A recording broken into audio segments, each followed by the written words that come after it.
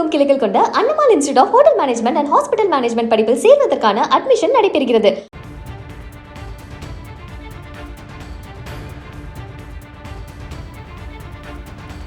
காவிரி விவகாரத்தில் தாவேக அரசு அனைத்து கட்சி கூட்டத்தை கூட்டி அதன்படி செயல்பட வேண்டியது தற்போதைய அவசியம் என்று சுப்பராயன் எம்பி தெரிவித்திருக்கிறார்.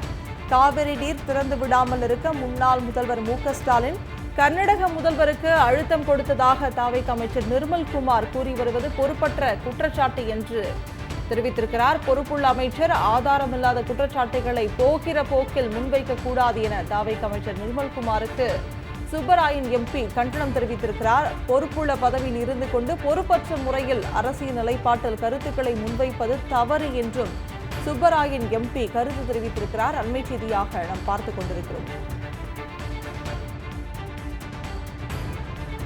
ஆணையம் தமிழ்நாட்டிற்கு தண்ணீர் திறந்துவிடப்பட வேண்டும் என்று அறிவித்ததற்கு பின்னரும்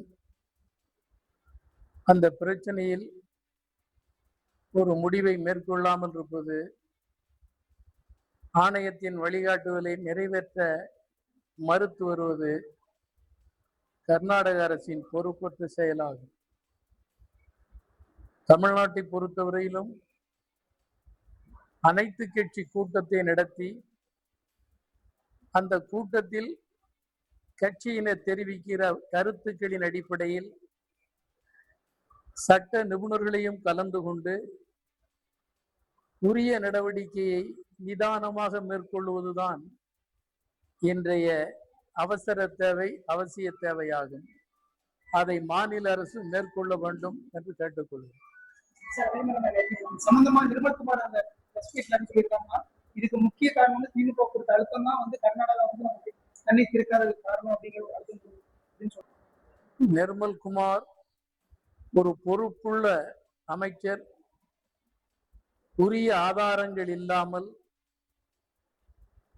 ஒரு அரசியல் நிலையிலிருந்து அத்தகைய கருத்தை தெரிவித்திருந்தால் அது பொறுப்பானதாக ஏற்றுக்கொள்ள முடியாது. எந்த ஒரு குற்றச்சாட்டை முன்வைக்கின்ற போதிலும் அந்த குற்றச்சாட்டுக்கள் நிரூபண தன்மை கொண்டதாக அமைய வேண்டும், மறுக்க முடியாத ஆதாரங்களை கொண்டதாக இருக்க வேண்டும். அந்த மாதிரி எதுவும் இல்லாமல் போகிற போக்கில் இத்தகைய குற்றச்சாட்டுகள் சொல்லுவது ஏற்கத்தக்கதல்ல. ஆணையம் தமிழ்நாட்டிற்கு தண்ணீர்